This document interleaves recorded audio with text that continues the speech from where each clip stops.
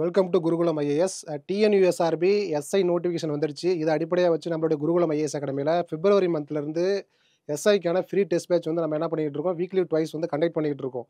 வெறும் டெஸ்ட் மட்டும் இல்லாமல் வித் டிஸ்கஷன் வந்து என்ன பண்ணிக்கிட்டு இருக்கோம், யூடியூப்பில் அப்லோட் பண்ணிக்கிட்டு இருக்கோம். இது ஆயிரக்கணக்கான மாணவர்கள் நல்ல முறையில் பயன்படுத்திக்கிட்டு இருக்கீங்க. இப்போ வந்து ஹைகோர்ட்டில் வந்து யாராவது கேஸ் போட்டிருக்காங்க, அந்த எஸ்ஐ நோட்டிஃபிகேஷன் கேன்சல் ஆகுமா அப்படின்னு சில பேர் கேட்டுக்கிட்டு இருக்கீங்க. அதெல்லாம் எதையுமே கண்டுக்காதீங்க. என்னுடைய அனுபவத்தில் வந்து பார்த்தீங்கன்னா இந்த கேஸ்லாம் சும்மா ஓகேங்களா, ஈஸியாக வந்து அதெல்லாம் மேனேஜ் பண்ணிட்டு போயிட்டே இருப்பாங்க. எக்ஸாம் கண்டிப்பாக நடக்க தான் போகுது, எல்லோரும் எழுத தான் போகிறீங்க. இந்த கேஸை அதை இதையும் பார்த்துக்கிட்டு டைவர்ட் ஆகிட்டு படிக்காமல் விட்டுறாதீங்க. சரிங்களா, தொடர்ச்சியாக எக்ஸாமை ஃபாலோ பண்ணுங்க. ஓகேங்களா. ஸோ நம்ம இன்றைக்கி இந்த வீடியோவில் என்ன பார்க்க போகிறோம் அப்படின்னா, எஸ்ஐ ஓகேங்களா, அதுக்கான ஃப்ரீ டெஸ்ட்டுக்கான 12 ஓகேங்களா, இதுக்கான ஜிஎஸ் கொஸ்டின்ஸ், அதாவது பார்த்தா கொஸ்டின் நம்பர் 1லேருந்து 100 வரைக்கும் உள்ள எல்லா கொஸ்டின்ஸுக்கான கீஸ் அண்ட் டிஸ்கஷன் தான் ஃபுல்லாக இந்த வீடியோவில் ஃபுல்லாக பார்க்க போகிறோம். சரிங்களா. ஓகே, இதில் ஃபஸ்ட்டு கொஸ்டின் வந்து பாருங்கள், இடைக்கால இந்தியாவில் வேலையின்மை பிரச்சனையை தீர்க்க வேலைவாய்ப்பு பணியகத்தை ஓகேங்களா அமைத்த பேரரசர் யாருன்னு சொல்லி கேட்டிருக்காங்க. சரிங்களா, இது பார்த்தாவே தெரியுது. ஆக்சுவலாக வந்து பார்த்தீங்கன்னா பெரோஷா துக்ளக் இருக்காருல்ல, அவர் தான் வந்து பார்த்தீங்கன்னா சோசியல் சர்வீஸ் ஓரியன்டான நிர்வாகத்தை கொடுத்தவர் யாருன்னா பெரோஷா துக்ளக் தான். பெரோஷா துக்ளக் வந்து அன்எம்ப்ளாய்மெண்ட், அதாவது பார்த்தீங்கன்னா வேலை இல்லாத இளைஞர்களுக்கு வேலை வாய்ப்பு ஏற்படுத்தி தருவது மட்டும் இல்லாமல் எஜுகேஷன் ஓரியன்டான விஷயங்களையும் அதிகமாக வந்து என்ன பண்ணிருக்காரு, வெல்ஃபேர் பண்ணிருக்காரு. இதை தாண்டி மருத்துவம் சம்பந்தமான வெல்ஃபேர் பண்ணிருக்காரு. இரிகேஷன் டிபார்ட்மெண்ட், அதாவது பார்த்தீங்கன்னா நீர்ப்பாசன சம்பந்தமான இந்த வார்த்தைகள் எல்லாமே வந்ததுன்னா அது யார் அப்படின்னா பெரோஷா துக்ளக் தான் ஆன்சர் வரணும். ஸோ அப்போ இதுக்கு வந்து சரியான விடை வந்து பெரோஷா துக்ளக் தான். சரிங்களா. ஸோ ரெண்டாவது கொஸ்டின் வந்து பாருங்க, ஒழுங்கமைக்கப்பட்ட துறையின் தவறான அம்சத்தை அடையாளம் காணவும் அப்படின்னு சொல்லி கேட்டிருக்காங்க. இந்த இது ஒழுங்கமைக்கப்பட்ட துறைனா என்ன மீனிங் அப்படின்னா பாருங்க, ஆர்கனைஸ்டு செக்டார். ஆர்கனைஸ்டு அப்படின்னா என்ன மீனிங்னா கரெக்டாக டைமிங்கு ரூல்ஸ் அண்ட் ரெகுலேஷன் எல்லாமே அப்படியே கரெக்டாக இருக்கும். அது வந்து ப்ரைவேட் செக்டராக இருந்தாலும் சரி, கவர்மெண்ட் செக்டராக இருந்தாலும் சரி, இந்த டைமுக்கு வந்து உள்ளார வந்துடணும் ஆஃபீஸுக்கு, இந்த டைம் சாப்பாடு டைமு, இந்த டைம் லஞ்ச் டைமு, அதுமாரி இருக்குமா இல்லையா, பிரேக் டைமு, ஒரு நாளைக்கு 8 மணி நேரம் ஒர்க்கு. சரிங்களா. ஸோ அந்த ஹைரார்கி இது எல்லாமே கரெக்டாக இருக்க ஆர்கனைஸ்டாக ஒரு செட்டப் இருக்கக்கூடிய ஒரு அமைப்பு தான் அந்த இது ஒழுங்கமைக்கப்பட்ட ஒரு துறைன்னு சொல்கிறாங்க. அதுக்கு எது தப்பான விஷயம் தான் கேட்டிருக்காங்க. இப்போ கொஸ்டின் புரியுதுங்களா. இதில் வந்து பாருங்கள், பொருத்தமான விதிகள் மற்றும் ஒழுங்குமுறைகளை பின்பற்றுதல். நான் ஏற்கனவே சொன்ன மாதிரி தான், அவங்களுக்குன்னு சில ரூல்ஸ் அண்ட் ரெகுலேஷன் இருக்கும், ஒரு பிரின்சிபல் இருக்கும். அதை வந்து நீங்கள் ஒரு எம்ப்ளாயாக இருந்தீங்கன்னா கரெக்டாக அதை ஃபாலோ பண்ணி தான் ஆகணும். நெக்ஸ்ட் வந்து பாருங்கள், முறையான செயல்முறை மற்றும் நடைமுறைகளை கொண்டிருத்தல். சரிங்களா, அவங்களோட ப்ரொசீஜர், அந்த ரூல்ஸ் அண்ட் ரெகுலேஷன், அவங்களோட ஒவ்வொரு விஷயத்தையும் வந்து எக்ஸிக்யூஷன் பண்ணுறது, இது எல்லாமே கரெக்டாக பக்காவாக இருக்கும். நெக்ஸ்ட் பாருங்கள், நிலையான வேலை நேரங்கள். கரெக்டாக 8 மணி நேரம் தான். அதுக்கு மேலே வந்து இந்த ஓவர் ஒர்க் பண்ணுறது இதெல்லாம் ஒன்றுமே இருக்காது. பார்த்தீங்கன்னா ஓடிலாம் சொல்கிறோமா இல்லையா, அதெல்லாம் ஒன்றுமே இல்லை. ஸோ இங்கே பாருங்கள், லாஸ்ட்டாக பாருங்கள், வேலைவாய்ப்பு விதிமுறைகள் நிர்ணயிக்கப்படவில்லை அப்படிங்கிறது தான் தப்பு. அங்கே நிர்ணயிக்கப்பட்டிருக்கும். சரிங்களா, அது வந்து எல்லாமே வந்து பார்த்தீங்கன்னா ஃபுல்லாக ஸ்கிரிப்டடாக எழுதியிருக்கும், அதை கரெக்டாக ஃபாலோ பண்ணுற மாதிரி தான் இருக்கும். அதனால் வந்து இதுக்கு வந்து தவறான விஷயம்னா ஆன்சர் வந்து டி தான் அப்படிங்கிறத நம்ம புரிஞ்சிக்கலாம். சரிங்களா. ஓகே, ஸோ இதில் வந்து மூணாவது கொஸ்டின் வந்து பாருங்கள், பின்வரும் இணைகளை கவனின்னு சொல்லி கொடுத்துருக்காங்க. இதில் வந்து எது சரின்னு கேட்டிருக்காங்க. மொத்தம் 3 பேருக்கு வந்து கொடுத்துருக்காங்க. ஓகேங்களா. இதில் வந்து ஃபஸ்ட்டு வந்து திவானி இந்த ரியாசத் அப்படிங்கிறது வந்து பார்த்தீங்கன்னா சீஃப் கமாண்டர் தான். சரிங்களா, இது வந்து சரிதான். அதாவது பார்த்தா தலைமை தளபதி அப்படிங்கிறது தான், இது வந்து சரிதான். சரிங்களா. அடுத்து பாருங்க, திவான் மசாலிம் அப்படிங்கிறது பார்த்தீங்கன்னா உளவுத்துறைன்னு சொல்லி கொடுத்துருக்காங்க. இது தப்பு.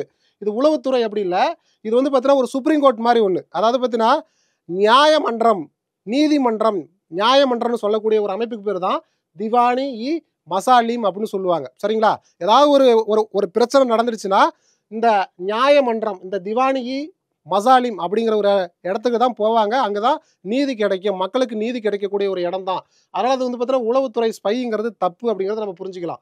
திவானி காசாங்கிறது பார்த்தீங்கன்னா நடுவர் மன்ற தலைவர் அப்படிங்கிறது சரிதான். அப்போ 1, 3 தான் சரி. அப்போ ஆன்சர் வந்து பார்த்தீங்கன்னா 1 and 3 தான் வந்து இதுக்கு வந்து சரியான விடைங்கிறத நம்ம புரிஞ்சுக்கலாம். சரிங்களா. ஓகே, ஸோ நெக்ஸ்ட் வந்து பாருங்கள், மம்லுக். சரிங்களா, மம்லுக் வம்சம் பின்வரும் எந்த ஆட்சியாளர்களால் நிறுவப்பட்டதுன்னு சொல்லி கேட்டுருக்காங்க. நமக்கு தெரியும் மம்லுக் அப்படின்னா ஸ்லேவ்னு சொல்லுவாங்க, அடிமை வம்சம். அடிமை வம்சத்துக்கு இன்னொரு பேர் தான் மம்லுக் வம்சம்னு சொல்லுவாங்க. ஸோ குப்துதீன் ஐபக் தான் அந்த மம்லுக் டைனஸ்டியை வந்து பார்த்தீங்கன்னா ஃபர்ஸ்ட் ஸ்டார்ட் பண்ணாரு.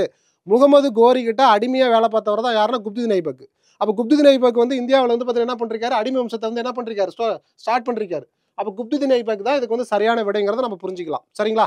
ஓகே, ஸோ நெக்ஸ்ட் கொஸ்டின் வந்து பாருங்க, பின்வரும் கூற்றுகளை கவனி. இந்திய அரசியலமைப்பு சட்டம் உச்சநீதிமன்றத்தின் அதிகார வரம்பை தெளிவாக குறிப்பிடுகிறது அப்படின்னு சொல்லி கொடுத்துருக்காங்க. அதே மாதிரி வந்து பார்த்தீங்கன்னா இங்கே 2 சென்டென்ஸ் கொடுத்துட்டு எது சரின்னு தான் கேட்குறாங்க. சரியான சென்டென்ஸாக மட்டும் தான் நம்ம கண்டுபிடிக்க போகிறோம். அப்போ இந்தியன் கான்ஸ்டியூஷனில் வந்து சுப்ரீம் கோர்ட்டை அதோடைய ஃபங்க்ஷன், டியூட்டி, பவர் இதெல்லாம் கொடுத்துருக்காங்களா அப்படின்னா ஆமாம் கொடுத்துருக்காங்க. அப்போ ஆர்டிகல் வந்து பார்த்தீங்கன்னா 124லேருந்து 147 வரைக்கும் பார்த்தீங்கன்னா சுப்ரீம் கோர்ட்டை பற்றி தான் வந்து என்ன பண்ணுது, மீன் பண்ணுது. அப்போ கான்ஸ்டியூஷனில் மீன் பண்ணிருக்குதா, சுப்ரீம் கோர்ட்டோடைய ஃபங்க்ஷன்ஸ், டியூட்டிஸ், பவர்ஸ் இது எல்லாத்தையும் சொல்லிருக்குது அப்படின்னா இது சரிதான். சரிங்களா? உச்சநீதிமன்றத்தில் நீதிபதிகளின் எண்ணிக்கையை அதிகரிக்கும் அதிகாரம் நாடாளுமன்றத்திற்கு உண்டு அப்படின்னு சொல்லி கொடுத்துருக்காங்க. இதுவும் சரிதான். அவங்க ஒரு அந்த ரெசல்யூஷன் பில் பாஸ் பண்ணுறது மூலமாக சுப்ரீம் கோர்ட்டில் வந்து என்ன பண்ணலாம், ஸோ அந்த நீதிபதிகளுடைய எண்ணிக்கையை வந்து கூடுதலாக குறைவாக மாற்றலாம் அப்படிங்கிறது இது மூலமாக நம்ம புரிஞ்சுக்கலாம். அப்போ வந்து பார்த்தீங்கன்னா ஆன்சர் வந்து பார்த்தீங்கன்னா என்னது 1 and 2 தான் இதுக்கு வந்து சரியான விடைங்கிறது புரிஞ்சுக்கலாம். 6வது கொஸ்டின் வந்து பாருங்க, இடைக்கால இந்தியாவில் சாகல் கனி அல்லது த 40 புரியுதா, த 40ன்னு சொல்லிக்கிறாங்க புரியுங்களா, இங்கிலீஷில் வந்து பார்த்தீங்கன்னா த 40 அர்த்தம் சொல்றது புரியுதுங்களா இல்லையா, என்று அழைக்கப்படும் 40 பிரபுக்கள் கொண்ட தேர்ந்தெடுக்கப்பட்ட குழுவாக துருக்கிய பிரபுக்கள் ஒழுங்கமைத்தவர் யாருன்னு சொல்லி கேட்டிருக்காங்க. இதுக்கு ஆன்சர் வந்து என்ன அப்படின்னா இல்டுமிஷ் தான். அதாவது ஸ்லேவ் டைனஸ்டிலேயே அடிமை வம்சத்திலேயே மிகச் சிறந்த அரசர், மிக வலிமையான அரசர் யாருன்னா இல்டுமிஷ் தான். சரிங்களா? இந்த இல்டுமிஷ் தான் நாட்பதிமர் குழுன்னு சொல்லுவாங்க. இந்த நாட்பதிமர் குழுனா என்னன்னா இராணுவங்களை ஒழுங்கு அமைக்கப்படக்கூடிய ஒரு குழு, இராணுவத்தை கட்டமைக்கக்கூடிய, இராணுவத்தை கட்டுப்படுத்தக்கூடிய ஒரு குழுவாக தான் நம்ம என்ன பண்ணுறோம், நம்ம இந்த 40 மெம்பர்ஸ், த 40 நோபல்ஸ் மெம்பர்ஸ் அப்படின்னு சொல்லுவாங்க. அவங்க யாருன்னா டர்க்கி தான் எல்லாமே இருப்பாங்க.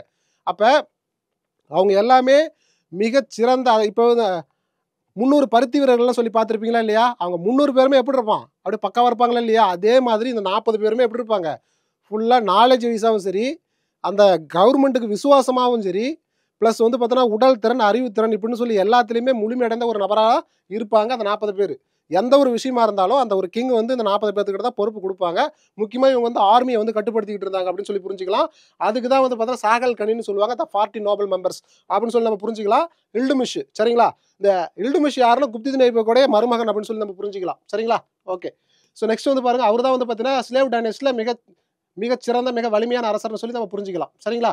நெக்ஸ்ட் பாருங்க, கூற்று காரணம் சொல்லி கொடுத்துருக்காங்க. 1310ஆம் ஆண்டு ஃபெரோஷா துக்ளக் மதுரை மீது படையெடுத்தாருங்கிறாங்க.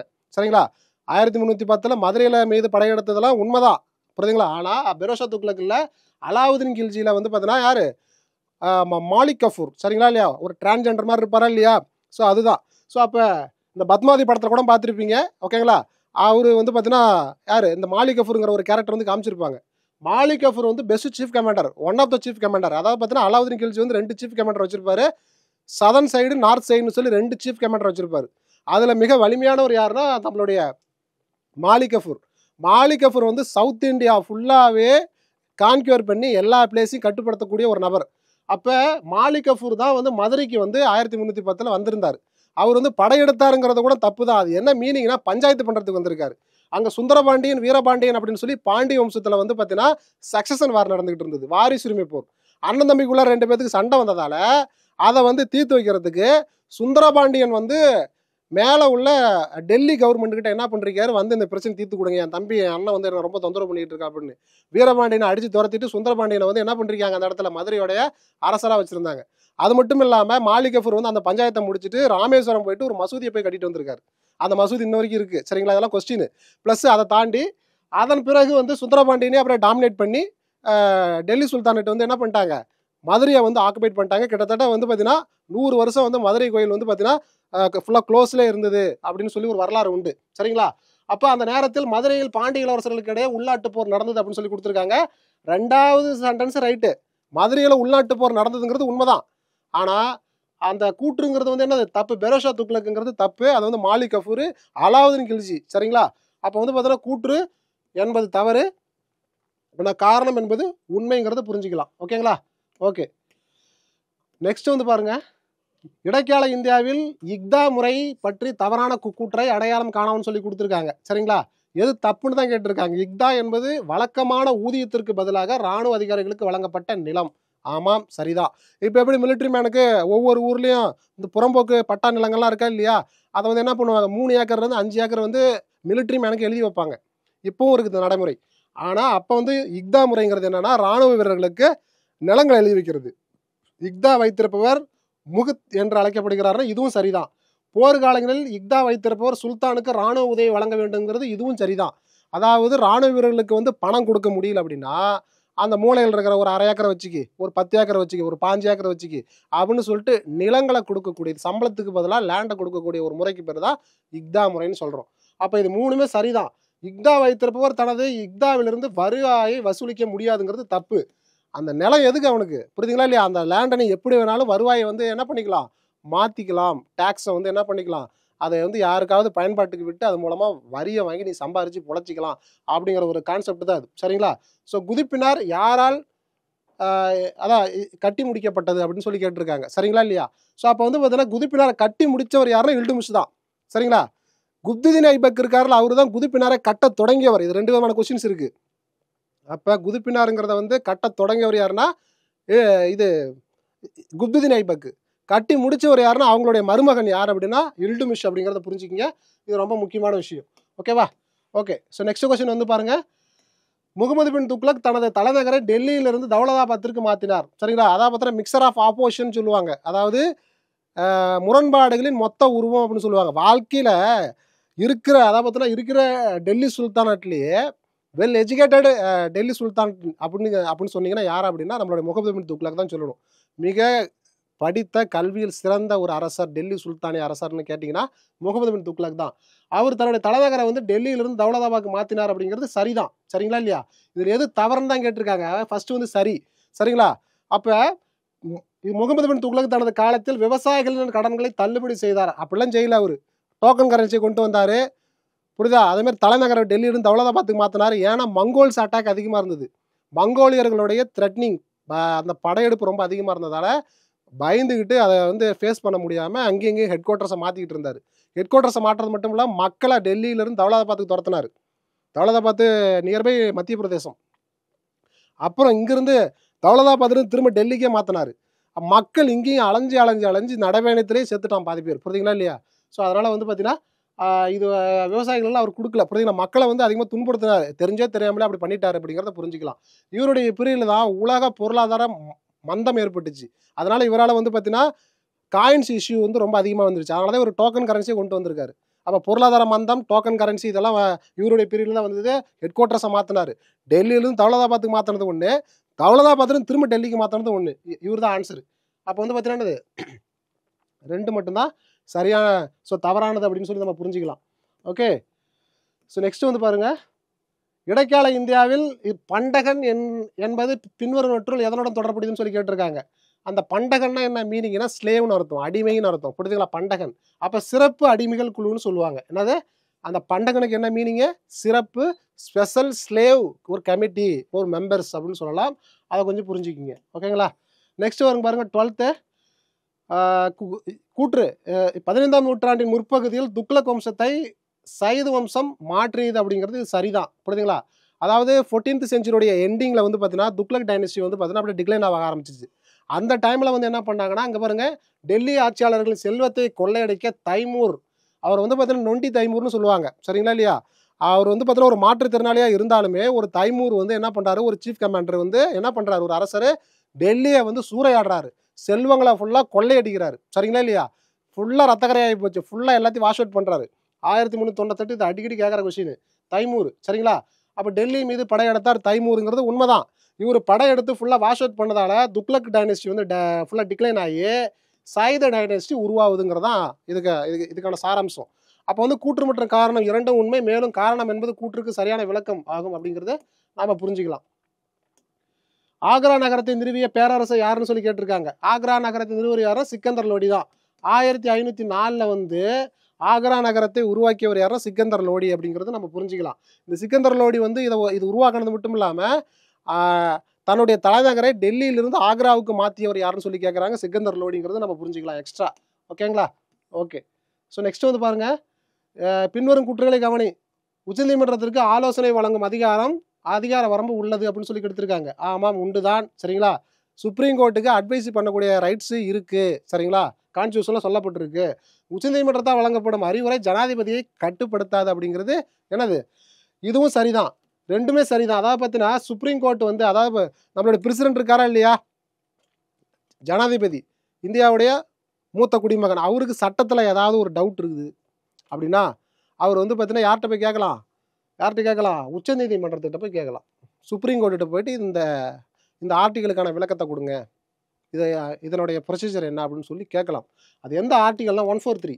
ஆர்டிகல் 143 அடிப்படையில ஒரு பிரசிடென்ட் சுப்ரீம் கோர்ட்டுட்ட போயிட்டு என்ன பண்ண ஜுடிஷியல் சம்பந்தமான அட்வைசரி கேட்கலாம். ஆனா சுப்ரீம் கோர்ட் கொடுக்குற அட்வைசரிய அப்படியே ஏத்துக்க வேண்டிய அவசியம் வந்து ஒரு பிரசிடென்ட்டுக்கு இல்லை அப்படிங்கிறத நம்ம இது மூலமா புரிஞ்சுக்கலாம். அப்ப இதுக்கு வந்து ரெண்டுமே சரி அப்படிங்கிறத நம்ம புரிஞ்சுக்கலாம். ஓகேங்களா? ஓகே. ஸோ நெக்ஸ்ட் வந்து பாருங்க 15 இந்திய அரசியலமைப்பின் பாதுகாவலர் என்று அழைக்கப்பட்டவர் யார் அப்படின்னா உச்சநீதிமன்றம், சுப்ரீம் கோர்ட்டு தான். சரிங்களா? ஏன்னா வந்து பார்த்தீங்கன்னா இது வந்து பேசிக்காக குரூப் 4 கொஸ்டின். சரிங்களா?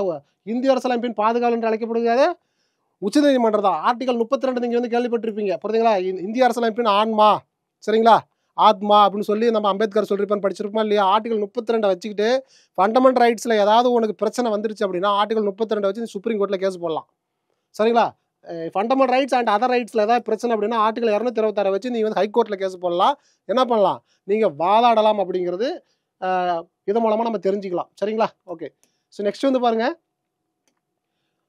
உச்சநீதிமன்ற நீதிபதியின் பதவி நீக்க நடவடிக்கை குறித்த பின்வரும் கூற்றுகளை கவனி. உச்சநீதிமன்ற நீதிபதிக்கு எதிரான பதவி நீக்க தீர்மானம் மக்களவையில் அறிமுகப்படுத்தப்பட வேண்டும் அப்படின்னு சொல்லி கொடுத்துருக்காங்க. இதில் வந்து தவறானது சென்டென்ஸ் தான் கொடுத்துருக்காங்க. உச்சநீதிமன்ற நீதிபதிக்கான இம்பீச்மெண்ட் தான் கேட்டிருக்காங்க. அவரை இம்பீச்மெண்ட் பண்ணுறதுக்கு வந்து லோக்சபாவில் மட்டும்தான் அறிமுகப்படுத்தப்பட வேண்டும் சொல்லி கொடுத்துருக்காங்க. தப்பு. சரிங்களா இல்லையா? போத் ஹவுஸ் 2 ஹவுஸ்லையுமே என்ன பண்ணலாம், கொண்டுட்டு வரலாம் அப்படிங்கிறதா சரி. அப்போ ஃபர்ஸ்ட் தப்பு.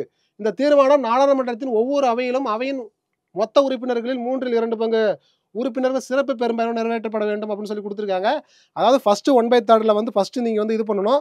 அப்புறம் 14 days, அப்புறம் தான் 2/3 வரும். அப்போ இதுவும் தப்பு தான். அப்போ ரெண்டுமே தப்பு அப்படிங்கிறத நம்ம இது மூலமாக புரிஞ்சுக்கலாம். சரிங்களா? ஓகே. நெக்ஸ்ட் கொஸ்டின் வாங்க. 17 பின்வரும் கூற்றுகளை கவனின்னு சொல்லி கொடுத்துருக்காங்க. ஒருவர் ஏதேனும் ஒரு உயர்நீதிமன்றத்தின் நீதிபதியாக குறைந்தது 10 ஆண்டுகள் பணியாற்றிருக்க வேண்டும் அப்படின்னு சொல்லி கொடுத்துருக்காங்க. இது எதுக்கு?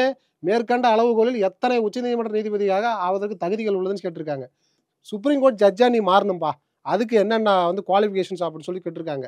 அப்போ சுப்ரீம் கோர்ட் ஜட்ஜுக்கான குவாலிஃபிகேஷன் என்ன கேட்டிருக்காங்கன்னா, இங்கே பாருங்க 10 இயர்ஸுங்கிறது கரெக்டு தான். அதாவது இங்கே 10 இயர்ஸுங்கிறது தப்பு. அதாவது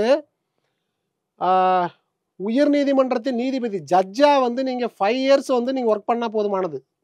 ஹைகோர்ட் புரியுதுங்களா இல்லையா? அது வந்து 10 இயர்ஸ்னு கொடுத்துருக்காங்க. தப்பு. சரிங்களா? அது ஒன்று. அப்போ ஃபர்ஸ்ட் சென்டென்ஸ் தப்பு. ஒருவர் ஒரு உயர்நீதிமன்றத்திலோ அல்லது 2 அல்லது அதுக்கு மேற்பட்ட நீதிமன்றத்தில் என்ன பண்ணுறீங்களா, தொடர்ச்சியாக குறைந்தது 10 ஆண்டுகள் பணியாற்றிருக்க வேண்டும் அப்படின்னு சொல்லி கொடுத்துருக்காங்க. அப்போ வக்கீலா, புரியுதுங்களா இல்லையா, லாயராக 10 இயர்ஸ் ஒர்க் பண்ணலாம். புரியுதுங்களா? ஜட்ஜா நீங்கள் 5 வருஷம் ஒர்க் பண்ணால் போதுமானது அப்படிங்கிறது. ஸோ 2வது இது சரிதான். அடுத்து 3வது என்ன கொடுத்துருக்காங்க அப்படின்னா, சிறந்த சட்டவியலாளர் அப்படின்னு சொல்லி கொடுத்துருக்காங்க. இதுவும் சரிதான். சரிங்களா? அப்போ 1 மட்டும்தான் தப்பு, 2, 3 சரிங்கிறத புரிஞ்சுக்கலாம். அப்போ வந்து பார்த்தீங்கன்னா என்னது, 2 மட்டும் அப்படின்னு சொல்லி நம்ம புரிஞ்சுக்கலாம். சரிங்களா? ஆமாம். ஓகே. ஸோ நெக்ஸ்ட்டு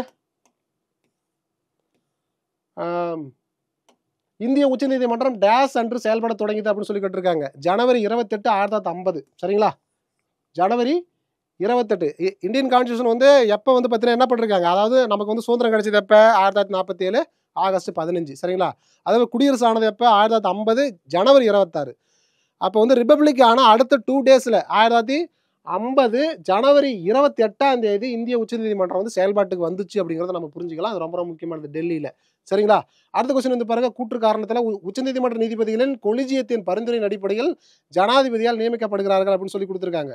இந்த கொலிஜியம்ங்கிறது வந்து பார்த்தீங்கன்னா நீதிபதிகளை நியமனம் செய்யக்கூடிய ஒரு இண்டிபெண்டன்ட் பாடி. இது ரொம்ப முக்கியமானது. இதை அபாலிஷ் பண்ணுறதுக்கு தான் மோடி கவர்மெண்ட் ரொம்ப முயற்சி பண்ணிட்டு இருந்தாங்க. அதுக்கு வந்து ஜுடிஷியரி டிபார்ட்மெண்ட் எல்லாமே எதிர்ப்பு தெரிவிச்சாங்கிற வரலாறு நமக்கு நல்லாவே தெரியும். அப்போ அந்த கொலிஜியம்ங்கிறது ஒரு இண்டிபெண்டன்ட் பாடி. அதிகார பகிர்வுன்னு சொல்கிறோமா இல்லையா, செப்பரேஷன் ஆஃப் பவர்ஸ் அப்படின்னு சொல்கிறோமா இல்லையா, நிர்வாக அதிகாரம் நீதித்துறை அதிகாரம் அப்படின்னு சொல்கிறோமா இல்லையா. அப்போ நிர்வாக நீதித்துறை 2 மிங்கிள் ஆகிடுச்சுன்னா வச்சுக்க, இன்னும் ரொம்ப கரப்ஷன் அதிகமாகிடும். இன்னும் அவங்களுக்கு தேவையான ஆட்கள் எல்லாத்தையும் உள்ளார தேர்வு செய்ய வச்சுருக்காங்க. இப்போ இந்த கொலிஜியத்தை வந்து பார்த்தோன்னா அபாலிஷ் பண்ணுறதுக்கு சில பேர் துடிச்சிக்கிட்டு இருக்காங்க. எதுக்குன்னா, நீதிபதிகளை நமக்கேற்ற ஆளுங்களை உள்ளார போட்டுக்கிட்டா இன்னும் கொஞ்சம் நல்லா இருக்கும்ல அப்படிங்கிற மாரி. அப்போ கவர்மெண்ட் கண்ட்ரோலில் வராத ஆட்கள் எல்லாமே தனியாக வந்து பார்த்தா செலக்ட் ஆகி போயிடுறாங்க. அதனால இந்த கொலிஜியங்கிற அமைப்பு வந்து பார்த்தீங்கன்னா ஒரு இண்டிபெண்டன்ட் பாடி. புரியுதுங்களா? எதுக்கு அப்படின்னா நீதிபதிகளை நியமனம் செய்யக்கூடிய ஒரு அமைப்புங்கிறது மட்டும் இப்போதைக்கு பேசிக்காக புரிஞ்சுக்கிங்க. அப்போ இது வந்து சரிதான். இதுக்கு காரணம் வந்து அதிகார பகிர்வு என்பது பிரிப்பு என்பது அரசியலமைப்பின் அடிப்படை கட்டமைப்பு. புரியுதுங்களா? இந்தியன் கான்ஸ்டியூஷனோட ஒரு பேசிக் ஸ்ட்ரக்சர் வந்து என்ன அப்படின்னா, செப்பரேஷன் ஆஃப் பவர்ஸ். சரிங்களா இல்லையா? நீதித்துறைக்கு ஒரு அதிகாரம் இருக்குது, நிர்வாகத்துறைக்கு ஒரு அதிகாரம் இருக்குது. அது ரெண்டையும் மிங்கிள் பண்ணி விட்டிங்கன்னா வச்சுக்கோங்க, நம்ம ஏற்கனவே படிச்சிருப்போம் அந்த வரலாறுல. வாரன் ஹேஸ்டிங் பீரியட்லேருந்தே நீதித்துறை நிர்வாகத்துறை ஒன்றா இருந்தது. அப்புறம் கார்னிங் பீரியடில் வந்து அந்த கர்சன் பீரியடு, கார்னிங் பீரியட்னு சொல்லிட்டு அப்படி தனியாக பிரித்தாங்க, சேர்த்தாங்க அப்படின்னு சொல்லி இப்போ படிச்சிருப்போம். ஸோ அதுதான் இங்கே வந்து சொல்ல வராங்க. அப்போ கூற்று மற்றும் காரணம் இரண்டும் உண்மை, மேலும் காரணம் என்பது கூற்றின் சரியான விளக்கமாகும் அப்படிங்கிறத புரிஞ்சுக்கலாம். சரிங்களா? ஓகே. அடுத்து வந்து பாருங்க, லோடி வம்சத்திற்கு எதிராக போரை நடத்த பாபரை அழைத்தது யாருன்னு சொல்லி கேட்டிருக்காங்க. இந்த தௌலத் கான் லோடி தான். இந்த தௌலத் கான் லோடிங்கிறவர் யாருன்னா பஞ்சாபுடைய கவர்னராக இருந்தவர். சரிங்களா? இந்த லோடி குரூப்புக்குள்ளேயே கொஞ்சம் வந்து பார்த்தீங்கன்னா என்னது அவங்களுக்குள்ளேயே கொஞ்சம் மோட்டிவ் அதிகமாக இருந்திருக்குது. அதனால் எப்போ எவனை போட்டு தரலாம், எப்போ எவனை காட்டி கொடுக்கலாம் அப்படிங்கிற ஒரு கான்செப்டில் இருந்திருக்காங்க. அப்போ இப்ராஹிம் லோடி வந்து ஆட்சி பண்ணிகிட்டு இருக்கும் பொழுது தௌலத் கான் லோடிக்கு அவருக்கு வந்து பார்த்தீங்கன்னா என்னது லோடி டைனஸ்டியோட கிங் வந்து இப்ராஹிம் லோடிக்கும் பஞ்சாப் கவர்னராக இருந்த தௌலத் கான் லோடிக்கும் கருத்து முரண்பாடு ஏற்பட்டுச்சு. அப்போ தௌலத் கான் லோடி வந்து இப்ராஹிம் லோடி வந்து பழிவாங்க நோக்கத்தோட இவனை எப்படியோ போட்டு தரலாம் அப்படின்னு சொல்லிட்டு அப்போ வந்து பார்த்தீங்கன்னா பக்கத்தில் ரொம்ப வலிமையான அரசராக இருந்த யார் பாபர்கிட்ட போய் என்ன பண்ணுறாரு, ஒரு தூது விட்டு இங்கே வா, அங்கே ஒருத்தர் இருக்கான் புரியுதா, அவனை அடித்தா கேட்கறது கூட ஆள் இல்லை அப்படிங்கிற மாதிரி என்ன பண்ணுறாங்க, தூது விட்டு அட்டாக் பண்ண வைக்கிறாங்க. அப்போ தான் என்ன பண்ணுறாரு அப்படின்னா பாபர் வந்து என்ன பண்ணுறாரு, வரலாற்று சிறப்புமிக்க பானிபட் வார்னு சொல்கிறோம். சரிங்களா இல்லையா? பாபர் வந்து பானிபட் வாரில் பீரங்கெலாம் யூஸ் பண்ணிருப்பாரு. ஸோ அதுதான் அவருடைய வார் ஸ்ட்ராட்டஜியே வேறு மாதிரி இருக்கும். மொத்தம் 3 லேயர் வச்சுருப்பாரு. ஃபஸ்ட்டு ஒரு டீமை உள்ளார விடுவார், முதல்ல அடித்து கலக்குவாங்க. ஆப்போசிட் டீம்லாம் கொஞ்சம் அதுக்குள்ளே கொஞ்சம் என்ன ஆகிடுவாங்க, கொஞ்சம் நார்மலாக ஆகிடுவாங்க. அப்புறம் செகண்ட் டீம் அனுப்புவார். 3வது டீம் அனுப்பும்போது ஃபுல்லாக வாஷ் அவுட் பண்ணிட்டு வந்துடுவாங்க. ஸோ அதுமாதிரி பீரங்கெலாம் ஃபஸ்ட் யூஸ் பண்ணது அப்படி தாங்கிறத நம்ம படிச்சிருப்போம். தௌலத் கான் லோடி பஞ்சாப் கவர்னருங்கிறது எக்ஸ்ட்ராங்கிறது இன்னும் கொஞ்சம் ஞாபகம் வச்சுக்கிங்க. இது வந்து பின்வரும் கூற்றுகளை கவனி. தற்போது 4 உயர்நீதிமன்றங்கள் 1க்கு மேற்பட்ட மாநிலங்கள் மீது அதிகார வரம்பை கொண்டுள்ளன அப்படின்னு சொல்லி கொடுத்துருக்காங்க. இது ஆக்சுவலாக வந்து பார்த்தீங்கன்னா இது எனக்கு இது வந்து இது சரிதான் எனக்கு தெரிஞ்சு, ஆனால் தப்புன்னு கொடுத்துருக்காங்க. இதை கொஞ்சம் செக் பண்ணிக்கங்க. சரிங்களா?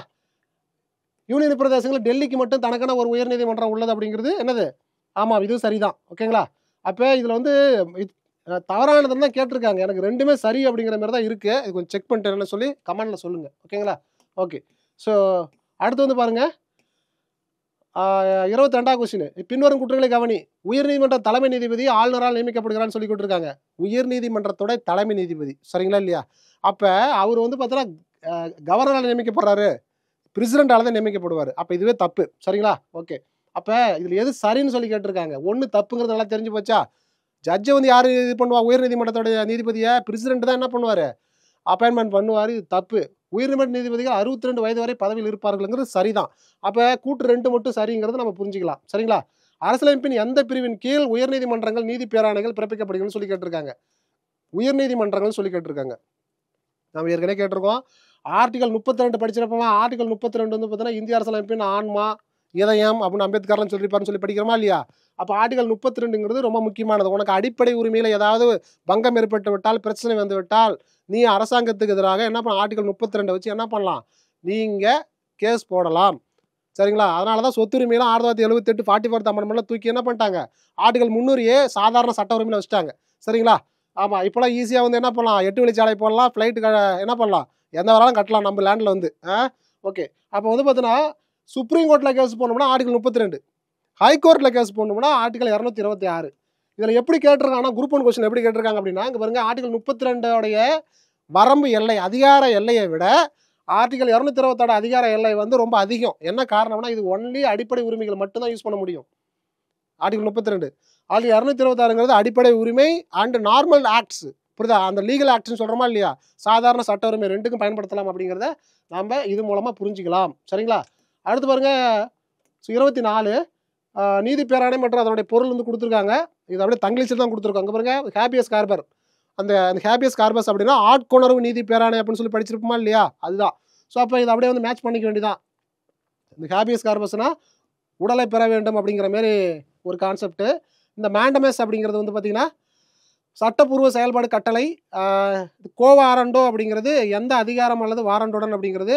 செரிச்சொரி அப்படிங்கிறது தகவல் பெற வேண்டும் அப்படிங்கிறது. இதுக்கு வந்து ஆன்சர் வந்து பார்த்தீங்கன்னா என்னது, 3, 1, 4, 2 தான் அதுக்கு சரியான விடை அப்படிங்கிறத நம்ம புரிஞ்சிக்கலாம். சரிங்களா? ஓகே. ஸோ நெக்ஸ்ட் வந்து பாருங்கள், பின்வருவற்றில் எந்த நீதி பேராணை தனிநபரின் தனிப்பட்ட சுதந்திரத்தை பாதுகாக்கிறது அப்படின்னு சொல்லி கேட்டிருக்காங்க. ஹேபியஸ் கார்பஸ் தான். சரிங்களா? ஆட்கொணர்வு நீதி பேராணை சொல்லி என்ன பண்ணுவாங்க, தமிழில் சொல்லுவாங்க. அவரை வந்து பார்த்தீங்கன்னா காணோம், கண்டுபிடிச்சி கொடுங்க அப்படிங்கிற மாதிரி சிம்பிளாக என்ன பண்ணுறது, அந்த கான்செப்டில் தான் அது. சரிங்களா? அடுத்த கொஸ்டின் வந்து பாருங்க, உச்சநீதிமன்றத்தால் உருவாக்கப்பட்ட பொதுநல வழக்கு அதிகார வரம்பு அரசியலமைப்பின் எந்த பிரிவின் கீழ் அதன் வரம்பு அதிகார வரம்பின் நீட்டிப்பாகும் அப்படின்னு சொல்லி கேட்டிருக்காங்க. ஆர்டிகல் 32 இருக்கா இல்லையா? ஆர்டிகல் 32 வச்சு ஒரு கவர்மெண்ட்டுக்கு ஒரு காமனா ஒரு விஷயத்துக்கு நீங்க வந்து என்ன பண்ணலாம், பொதுநல வழக்கு போடலாம். அடிப்படை உரிமைக்கு பிரச்சனை ஏற்பட்டா சுப்ரீம் கோர்ட்ல வந்து ஆர்டிகல் 32 வச்சு கேஸ் போடலாம்னு சொன்னா இல்லைங்களா? ஆமா. அதை வந்து ஆர்டிகல் 32 இந்த இதெல்லாம் பொதுநல வழக்குங்கிறதெல்லாம் தனிநபருக்கு எதிராக போடக்கூடாது. ஒரு கவர்மெண்ட்டுக்கு எதிராக ஒரு பொதுவான விஷயத்துக்கு போடலாங்கிறதா அந்த கான்செப்ட் அதில் சொல்றாங்க. சரிங்களா? ஓகே, கொஞ்சம் ஃபாஸ்ட்டாக முடிச்சிடலாம். ஸோ நெக்ஸ்ட் வந்து பாருங்க, பின்வரும் கூற்றுகளை கவனி. பொதுநல வழக்கு என்ற கருத்து இந்திய அரசியலமைப்பில் வெளிப்படையாக குறிப்பிடப்பட்டுள்ளது அப்படின்னு சொல்லி கொடுத்துருக்காங்க. சரிங்களா? இது எது தவறானதுன்னு சொல்லி கேட்டிருக்காங்க. அப்போ இது வந்து சரிதான், வெளிப்படையாக குறிப்பிடப்பட்டுள்ளதுன்னு சொல்லி கேட்டிருக்காங்க. அப்படிலாம் கொடுக்கல. அதை வந்து பார்த்தீங்கன்னா என்னது, டேரெக்டாக கொடுக்கல அப்படிங்கிறதா மீனிங். ஏன்னா இப்போ வந்து பொதுநல கேஸ் போடுறவங்களாம் வந்து கோர்ட்டில் திட்டுவாங்க, வந்துட்டாங்க வந்து பார்த்தீங்கன்னா எப்படி சொல்கிறது, விளம்பரத்துக்கு போடுறாங்க அப்படி இப்படிலாம் சொல்லுவாங்களா, அந்த மாதிரி. இந்த பொதுநல வழக்கு தனியார் நபர்களுக்கு எதிராகவும் தாக்கல் செய்யப்படலாம் அப்படிங்கிறது தப்பு. அதை வந்து பொதுவாக ஒரு கவர்மெண்ட்டுக்கு அகைன்ஸ்ட் தான் பண்ண முடியும், ஒரு ஆர்கனைஸ்டுக்கு அகைன்ஸ்ட் தான் பண்ண முடியும். புரியுதுங்களா? ஒரு தனியார் நிறுவனம் ஒரு அரசு நிறுவனத்துக்கு எதிராக பண்ண முடியும். என் பக்கத்து வீட்டுக்காரன் அதை பண்ணிட்டான் அதை பண்ணிட்டான் அப்படின்னு சொல்லி என்ன பண்ண முடியாது, பொதுநல வழக்கு போட முடியாது அப்படிங்கிறத புரிஞ்சுக்கிங்க. அப்போ 1 and 2 இது ரெண்டுமே தவறுங்கிறத புரிஞ்சுக்கலாம். அடுத்த கொஸ்டின் வந்து பாருங்க, இந்திய உச்சநீதிமன்ற நீதித்துறை செயல்பாட்டின் மூலம் அறிமுகப்படுத்தப்பட்ட உரிய நடைமுறை பிரிவு எந்த வழக்கில் அறிமுகப்படுத்தப்படுதுன்னு கேட்டிருக்காங்க. மேனகா காந்தி அண்டு இந்திய இந்த ஒன்றிய வழக்கு தான் இதுக்கு வந்து சரியான விடை. சரிங்களா? ஓகே. ஸோ நெக்ஸ்ட் கொஸ்டின் வந்து பாருங்க, 29 பின்வரும் கூற்றுகளை கவனி. நிர்வாக சட்டம் தனிநபர்களுக்கு அரசாங்கத்திற்கு இடையேயான உறவை கையாளுகிறது அப்படின்னு சொல்லி கேட்டிருக்காங்க. சரிங்களா? இது எது சரியானதுன்னு சொல்லி கேட்டிருக்காங்க. ஒரு நிர்வாக சட்டங்கிறது என்னது, தனிநபர்களுக்கும் அரசாங்கத்துக்கும் இடையே உள்ள என்னது அந்த உறவை கையாளுதா இல்லையா, அதான நிர்வாகம். இப்போ நிர்வாகம்னா ஒரு மாவட்டத்தில் ஒரு கலெக்டர் இருக்காரு, அவர் என்ன பண்றாரு, பப்ளிக் சர்வீஸ் பண்றாரா இல்லையா? அப்ப மக்களுக்கும் ஒரு அந்த கலெக்டருக்கும் அந்த இடையே உள்ள ஒரு விஷயம் தான் என்னது, அந்த நிர்வாகம் பண்றாரு அப்படிங்கிறத ஒரு விஷயம். நிர்வாக சட்டம் என்பது அரசியலமைப்பு சட்டத்தின் துணை பிரிவாகும் அப்படிங்கிறது இதுவும் சரிதான். சரிங்களா? அப்ப கூற்று 1 மற்றும் 2 ரெண்டுமே சரிங்கிறத நம்ம புரிஞ்சுக்கலாம். ஓகே. ஸோ நெக்ஸ்ட் வந்து பாருங்க, பின்வருவற்றை கவனி. சட்டத்தின் முன் அனைவரும் சமம். ஆர்டிகல் 14 அதெல்லாம் படிச்சிருப்போமா இல்லையா? ஆர்டிகல் 14 என்ன சொல்லுது, சட்டத்தின் முன் அனைவரும் சமம்ங்கிறது. அப்போ அது வந்து சரிதான். எது வந்து இந்தியாவில் சட்ட விதிகளின் அம்சங்கள் எவைன்னு சொல்லி கேட்டிருக்காங்க, எதெல்லாம் வந்து பொருந்தும் சரியா இருக்குதுன்னு கேட்டிருக்காங்க. அப்போ வந்து சட்டத்தின் முன் அனைவரும் சமங்கிறது இந்தியன் கான்ஸ்டியூஷன் இருக்கா இல்லையா? இருக்கு, சரிதான். யாரும் சட்டத்திற்கு அப்பாற்பட்டவர்கள் அல்ல அப்படின்னு சொல்லி கேட்டிருக்காங்க. இன்க்ளூடிங் இந்தியன் பிரசிடென்ட்டே சட்டத்துக்கு அப்பாற்பட்டவர் இல்லைன்னு சொல்றாங்க. சரிங்களா? ஆனால் அவ்வளோ சீக்கிரம்லாம் பிரசிடென்ட் மேலே கை வச்சிட முடியாது அப்படிங்கிறது நமக்கு நல்லாவே தெரியும். ஏதாவது ஒரு பாலியல் குற்றத்திலையோ இல்லை இந்தியன் கான்ஸ்டியூஷனுக்கு அகைனஸ்டாவோ அவர் மாட்டினா அதுவும் நாம் அவ்வளோ சீக்கிரம் அவர் மேலே என்ன பண்ணிட முடியாது, கை வச்சிட முடியாது அப்படிங்கிறத இது புரிஞ்சுக்கலாம். சரிங்களா? ஓகே. அப்போ அனைவருக்கும் ஒரே சட்ட பொருத்தம், புரிஞ்சுங்களா? அனைவருக்கும் ஒரே சட்டம் தான் அப்படிங்கிறது இது மூலமாக புரிஞ்சுக்கலாம். ஓகேங்களா? ஓகே. மேற்கூறியவற்றில் இந்தியாவில் சட்ட விதிகள் அம்சங்கள் சொல்லி கொடுத்துருக்காங்க. என்னது, பாயிண்ட் 1, 2, 3 இது மூணுமே என்னது சரிதான் அப்படிங்கிறத நம்ம இது மூலமாக புரிஞ்சுக்கலாம். ஓகேங்களா? நீதித்துறை மறு ஆய்வு கருத்து பின்வரும் எந்த நாட்டில் தோன்றியதுன்னு சொல்லி கேட்டிருக்காங்க. இந்த ஜுடிஷியல் ரிவ்யூன்னு சொல்கிறோமா இல்லையா, இண்டிபெண்டன்ட் ஜுடிஷியல் ரிவ்யூங்கிறதே நம்ம அமெரிக்காவில் இருந்தால் பார்வர்டு பை அப்படின்னு சொல்லி நம்ம படிச்சிருப்போம். அதனால் இது வந்து பார்த்தீங்கன்னா அமெரிக்கா அப்படிங்கிறது ஒரு பேசிக்கான கொஸ்டின் தான். ஓகே. ஸோ நெக்ஸ்ட் வந்து பாருங்க, இந்திய தண்டனை சட்டம் பற்றி பின்வரும் கூற்றுகளை இது கவனி. இந்தியாவில் முதல் சட்ட ஆணையத்தின் பரிந்துரையின் அடிப்படையில் இந்திய தண்டனை சட்டம் 1834 வரைவு செய்யப்பட்டது அப்படின்னு சொல்லி கேட்டிருக்காங்க. எது தவறானதுன்னு சொல்லி கேட்டிருக்காங்க. ஸோ ஃபர்ஸ்ட் இதுதான் தவறானது. இச்சட்ட தொகுப்பு 1862 நடைமுறைப்படுத்தப்பட்டது அப்படிங்கிறது சரிதான். அதாவது இந்திய தண்டனை சட்டம்னு சொல்கிறோமா இல்லையா, அது வந்து 1860 தான் கொண்டுட்டு வந்தாங்க. 1862 வந்து எக்ஸிக்யூஷன் பண்ணாங்க. அப்போ 1860 62 அதுக்கு சரியான விடை. இது 1834 போட்டிருக்காங்க, இது தப்பு. அப்போ வந்து பார்த்தீங்கன்னா என்னது, எது தவறுனா 1 மட்டும்தான் தவறுங்கிறது நம்ம இது மூலமாக புரிஞ்சுக்கலாம். ஓகேங்களா? இந்த பின்வரும் எந்த சட்டம் இந்தியாவில் லோக் அதாலத்துக்கு சட்டப்பூர்வ அந்தஸ்தை வழங்குகிறதுன்னு சொல்லி கேட்டிருக்காங்க. லீகல் சர்வீஸ் ஆத்தரைசேஷன் ஆக்ட் அப்படிங்கிறது 1987 இதுக்கு வந்து சரியான விடை. இது 1 மார்க் மாதிரி தான், ஒரு ஃபேக்ட் மாதிரி தான். சரிங்களா? ஓகே. ஸோ நெக்ஸ்ட் வந்து பாருங்க, இந்தியாவில் முதல் சட்ட ஆணையத்தின் தலைவர் யாருன்னு கேட்டிருக்காங்க. சரிங்களா? நமக்கு நல்லாவே தெரியும், வில்லியம் பெண்டிங் பிரபு. சரிங்களா? வில்லியம் பெண்டிங் பிரபு பீரியடில் வந்து மெக்காலே அப்படிங்கிறவர் தான் வந்து பார்த்தீங்கன்னா அந்த மெக்காலே மினிட்ஸ் அப்படின்னு 1833 படிச்சிருப்போமா, மெக்காலே கல்விக்குழு அப்படின்னு சொல்லி படிச்சிருப்போம்ல, அந்த பீரியடில் வந்துருப்பாருல்ல. அப்போ அந்த டைமில் தான் அவர் வந்து பார்த்தீங்கன்னா ஃபர்ஸ்ட் லா மெம்பராக வந்து என்ன பண்ணிருப்பாரு, ஒரு கவர்னருடைய அட்வைசரி கமிட்டி அண்ட் எக்ஸிக்யூட்டிவ் கமிட்டியில் வந்து ஒன் ஆஃப் த ஒரு மெம்பராக வந்து உள்ள இன்க்ளூட் ஆயிருப்பாரு. அதில் ரொம்ப முக்கியமானது மெக்காலே. இந்தியாவின் முதல் சட்ட ஆணையத்தின் தலைவராக இருந்தவர் யாரு அப்படிங்கிறத புரிஞ்சுக்கலாம். ஓகேங்களா? ஸோ நெக்ஸ்ட் கொஸ்டின் வந்து பாருங்க, பின்வரும் கூற்றுகளை கவனி. இந்திய தலைமை நீதிபதி கொலிஜியம் பரிந்துரைக்கிறது அப்படின்னு சொல்லி கேட்டிருக்காங்க. ஸோ இந்த கொலிஜியம்ங்கிறது ஒரு இண்டிபெண்டன்ட் பாடின்னு நமக்கு நல்லாவே தெரியும். இந்திய தலைமை நீதிபதியை வந்து தேர்ந்தெடுக்கக்கூடியவர் யாரும் பிரசிடென்ட். கொலிஜியம் வந்து என்ன பண்ணுது அப்படின்னா இவரை வந்து ரெக்கமெண்டேஷன் பண்ணுது அப்படிங்கிறத புரிஞ்சுக்கலாம். நெக்ஸ்ட் உச்சநீதிமன்ற நீதிபதிகள் தங்கள் ராஜினாமா கடிதத்தை இந்திய தலைமை நீதிபதியிடம் கொடுக்கப்பட வேண்டும் சொல்லி கொடுத்துருக்காங்க. இது வந்து என்னது தப்பு. அதாவது அதனுடைய அந்த அந்த லெட்டர் இருக்கா இல்லையா, அதை வந்து யார்கிட்ட கொடுக்கணும் அப்படின்னா அவங்க வந்து பார்த்தீங்கன்னா பிரசிடென்ட் தான் கொடுக்கணுங்கிறத நம்ம புரிஞ்சுக்கலாம். அப்போ வந்து பார்த்தீங்கன்னா ரெண்டுமே தப்புங்கிறத நம்ம புரிஞ்சுக்கலாம். புரியுதுங்களா? ஸோ 1 and 2ங்கிறது இதுக்கு வந்து சரியான விடை. சரிங்களா? ஆமாம். ஸோ நெக்ஸ்ட் வந்து பாருங்க, இந்திய அரசியலமைப்பின் எந்த பிரிவுகள் மீதான தீர்ப்புகள் நீதித்துறை செயல்பாட்டின் போக்குகளை பரிந்துரைக்கிறது அப்படின்னு சொல்லி கேட்டிருக்காங்க. இது 1 மார்க் மாதிரி தான் ஆர்டிகல் 21 அப்படிங்கிறது. ஓகேங்களா? ஸோ நெக்ஸ்ட் இதில் வந்து பாருங்க, பின்வரும் எந்த வழக்குகள் எந்த ஒரு நபரின் அரசியலமைப்பு மற்றும் சட்ட உரிமைகளையும் அமல்படுத்துவதற்காக பொது ஆர்வமுள்ள குடிமகளின் வேண்டுகோளின் பேரில் இது பொதுநல வழக்குகள் உச்சநீதிமன்றம் அனுமதிக்கிறது அப்படின்னு. இது வந்து இந்த கேஸ் ஓகேங்களா, இந்த கேஸ் வந்து எதில் இம்ப்ளிமெண்ட் ஆகுதுன்னா ஜனநாயக உரிமைகளுக்கான மக்கள் சங்கம் விசஸ் இந்திய ஒன்றிய வழக்கு அப்படிங்கிறத நம்ம புரிஞ்சுக்கலாம். சரிங்களா? ஓகே. ஸோ நெக்ஸ்ட் வந்து பாருங்க, அரசியலமைப்பின் அடிப்படை கட்டமைப்பை மீறும் ஒரு சட்டம் அரசியலமைப்புக்கு முரணானது என்று உச்சநீதிமன்றம் அறிவிக்கலாம் அப்படிங்கிறது என்னது சரிதான். சரிங்களா? நீங்கள் என்ன வேணாலும் இந்தியன் கான்ஸ்டியூஷன் சேஞ்ச் பண்ணிக்கிங்க, ஆனால் கான்ஸ்டியூஷனுடைய பேசிக் ஸ்ட்ரக்சரை வந்து சேஞ்ச் பண்ணாமல் பிரச்சனை இல்லாமல் நீங்கள் என்ன பண்ணிக்கணும், மாற்றிக்கணும். சப்போஸ் இந்தியன் கான்ஸ்டியூஷனை பேசிக் ஸ்ட்ரக்சரை மாற்றுற மாதிரி ஏதாவது நீங்கள் பண்ணி வச்சுருந்தீங்கன்னா, நீங்கள் வந்து இப்போ பார்லிமெண்ட்டில் ஏதாவது பில் பாஸ் பண்ணிருந்தீங்கன்னா அதில் சுப்ரீம் கோர்ட் வந்து தலையிட்டு இது வந்து இந்திய அரசியலமைப்பு சட்டத்துக்கு முரணானது, இந்த சட்டம் செல்லாது அப்படின்னு சொல்லி உள்ளார இன்வால்வ் ஆகிறதுக்கு வாய்ப்புகள் இருக்குது, ரைட்ஸ் இருக்குது. அப்போ இது வந்து சரிதான். நீதித்துறை மறு ஆய்வு, அந்த ஜுடிஷியல் ரிவ்யூ என்பது அரசியலமைப்பின் அடிப்படை கட்டமைப்பாகும். இந்த basic structure of Indian constitution அப்படிங்கிறது ஜுடிஷியரி அந்த ரிவ்யூங்கிறது சரிதான். இது அமெரிக்காவிலிருந்து பார்வர்ட் பண்ணியிருப்பாங்க. அப்போ கூற்று காரணம் இரண்டும் சரிதான், அதுக்கு சரியான விளக்கம் அப்படிங்கிறது இதில் வந்து நம்ம புரிஞ்சுக்கலாம். அடுத்து வந்து பாருங்க, போலோ விளையாட்டின் போது குதிரையிலிருந்து விழுந்து இறந்த டெல்லி சுல்தான் யாருன்னு சொல்லி கேட்டிருக்காங்க.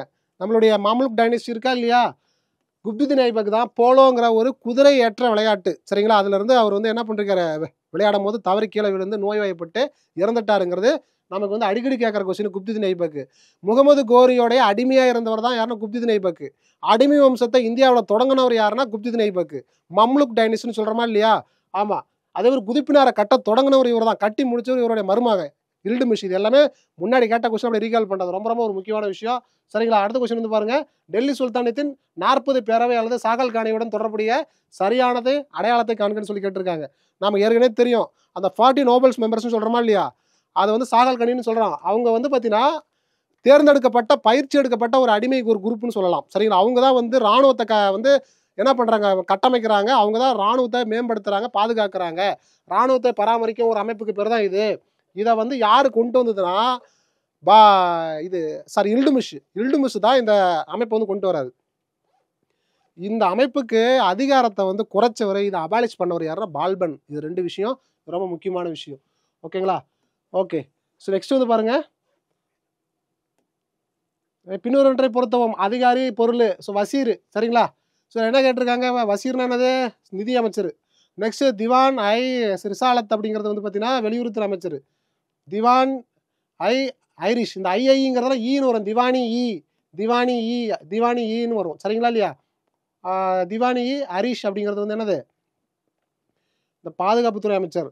அப்புறம் குவாசி அல் கஸ்கர் அப்படிங்கிறது வந்து பார்த்தீங்கன்னா நிதித்துறை அமைச்சர். ஸோ அப்போ இதுக்கு சரியான விடை வந்து பார்த்தீங்கன்னா என்னது 4 1 2 3 தான் அதுக்கு வந்து சரியான விடை அப்படிங்கிறத நம்ம புரிஞ்சுக்கலாம். ஓகேங்களா? ஓகே. ஸோ நெக்ஸ்ட் 42 வந்து பாருங்க, புதுகட் பெரோஷாஹி என்ற புத்தகம் யாரால் எழுதப்பட்டது அப்படின்னா பெரோஷா துக்ளக் தான். பெரோஷா துக்ளக்கோட தன்னுடைய ஆட்டோபயோகிராஃபி, தன்னுடைய சுயசரிதை புக்கு பேர் தான் அந்த புக்கு பேர். இது தன்னுடைய வெற்றிகள், தன்னுடைய நிர்வாகம், சரிங்களா, தான் என்னென்ன அனுபவிச்சோம் அப்படிங்கிற எல்லா விஷயத்தையுமே இதில் வந்து அவர் எழுதியிருக்காருங்கிறத புரிஞ்சுக்கலாம். டெல்லி சுல்தானத்தின் தாக்கங்கள் பற்றி தவறான கூற்றை அடையாளம் காணணும்னு சொல்லி கொடுத்துருக்காங்க. துருக்கிய மொழி நீதிமன்ற மொழியாக மாற்றியது, அதுதான் ஆன்சர். அதாவது என்னன்னா தப்பு தானே கேட்டிருக்காங்க. டெல்லி சுல்தான்கள் வந்து இந்தியாவில் ஆட்சி பண்ணதால என்ன இம்பாக்ட் ஆச்சு, ஃபர்ஸ்ட் ஆப்ஷன். இது மையப்படுத்தப்பட்ட அரசியலமைப்புக்கு வழிவகுத்தது, ஒரு சென்ட்ரலைஸ்டு பவர் வந்து அவங்க உருவாக்குனாங்க. இது சரிதான். அடுத்து வந்து பாருங்க, துருக்கிய மொழி நீதிமன்ற மொழியாக மாறியதுங்கிறது தப்பு. அதாவது பார்த்தீங்கன்னா பாராசிக மொழி,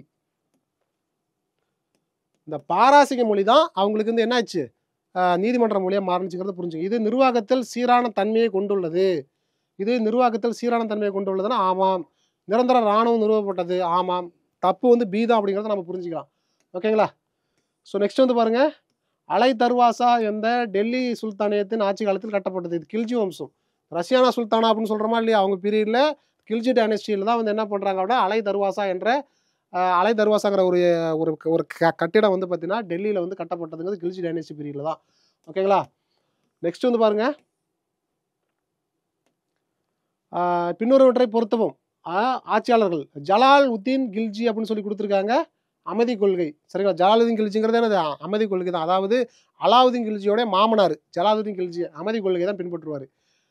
இல்டுமிஷ் அப்படிங்கிறது பார்த்தீங்கன்னா அரபு நாணயத்தை அறிமுகப்படுத்தினவர்.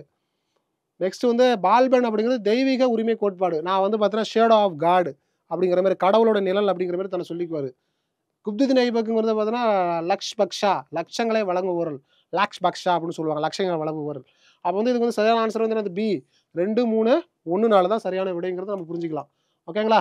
நெக்ஸ்ட் வந்து பாருங்க 46 என்ன சொல்லுது, தனது தலைநகரை லாகூரிலிருந்து டெல்லிக்கு மாற்றிய முதல் டெல்லி சுல்தான் அப்படின்னு சொல்லி கேட்டிருக்காங்க. ஸோ குப்துதீன் ஐபக் தான். குப்துதீன் ஐபக் வந்து பார்த்தீங்கன்னா ஃபர்ஸ்ட் டெல்லி கிங்கு. சரிங்களா. டெல்லியின் முதல் அரசர் யாருன்னு மொட்டையாக கேட்டாங்க அப்படின்னா குப்துதீன் ஐபக் தான். இந்தியாவின் டெல்லியின் முதல் முஸ்லீம் அரசர்னு கேட்டாங்கன்னா குப்துதீன் ஐபக். இந்தியாவின் முதல் முஸ்லீம் அரசர்னு கேட்டாங்கன்னா முகமது கோரி அப்படின்னு சொல்லி புரிஞ்சுக்கிங்க. ஸோ இது வந்து பார்த்தீங்கன்னா எங்க லாகூர்ல இருந்து டெல்லிக்கு மாற்றினாருங்கிறத புரிஞ்சுக்கலாம். ஓகேங்களா. அடுத்து வந்து பாருங்க 47 பின்வரும் இணைகளை கவனி. இபின் பட்டுட்டா அப்படிங்கிறத சொல்லி கொடுத்துருக்காங்க. இது எது தவறாக பொருந்துள்ளதுன்னு கேட்டிருக்காங்க. இபின் பருடா வந்து பார்த்தீங்கன்னா யாருடைய பீரியடில் இருந்துரு, அதாவது பார்த்தீங்கன்னா இபின் பருடாங்கிறது ஒரு டிராவலர், ஒரு மொராக்கோ அப்படிங்கிற ஒரு நாட்டை சேர்ந்த ஒரு பயணி, ஒரு எழுத்தாளர். இந்த இபின் பருடா வந்து முகமது பின் துக்ளக் காலத்தில் இருந்திருக்காருங்கிறது சரிதான். ஓகேங்களா. அப்போ வந்து அல்பெர்னிங்கிறது முகமது கஜ்னி பீரியடில் இருந்திருக்காரு. ஜியாவுதீன் பரானிங்கிறது ஜலாவுதீன் கில்ஜிங்க பீரியடில் இல்லை, அது தப்பு. அடுத்தது வந்து அமீர் குஸ்ருங்கிறது இல்டுமிஷ் பீரியடில் இருந்திருக்கு, அதுவும் தப்பு. அமீர் குஸ்ருங்கிறது நம்மளுடைய அலாவுதீன் கில்ஜி பீரியடில் தான் இருந்திருப்பார். சரிங்களா. அப்போ 3 மற்றும் 4 தான் இதுக்கு வந்து பார்த்தீங்கன்னா அது என்னது தவறான அந்த இது. ஓகேங்களா. நெக்ஸ்ட் பாருங்க, எந்த டெல்லி சுல்தான்கள் டோக்கன் பணத்தை அறிமுகப்படுத்தினார். ஏற்கனவே சொல்றீங்க டோக்கன் அப்படிங்கிறது ரொம்ப முக்கியமானது. இந்த முகமது பின் துக்ளக் தான் உலக பொருளாதார மந்தம் யாருடைய பீரியடில் நடந்துச்சு அப்படின்னு கேட்டிங்கன்னா, எந்த டெல்லி சுல்தான் பீரியட் நடந்தாலும் முகமது பின் துக்ளக் பீரியட் நடந்துச்சு. இருக்கிறதுலையே கல்வி அறிவு பெற்ற ஒரே சுல்தான் முகமது பின் துக்ளக் தான். சரிங்களா. அவருடைய பீரியட் தான் டோக்கன் கரன்சி கொண்டு வந்தாங்க. நாணயங்களை வந்து பார்த்தீங்கன்னா வெள்ளி நாணயங்கள்லாம் வந்து பார்த்தீங்கன்னா அச்சிட்டு வெளியிட்டாங்க.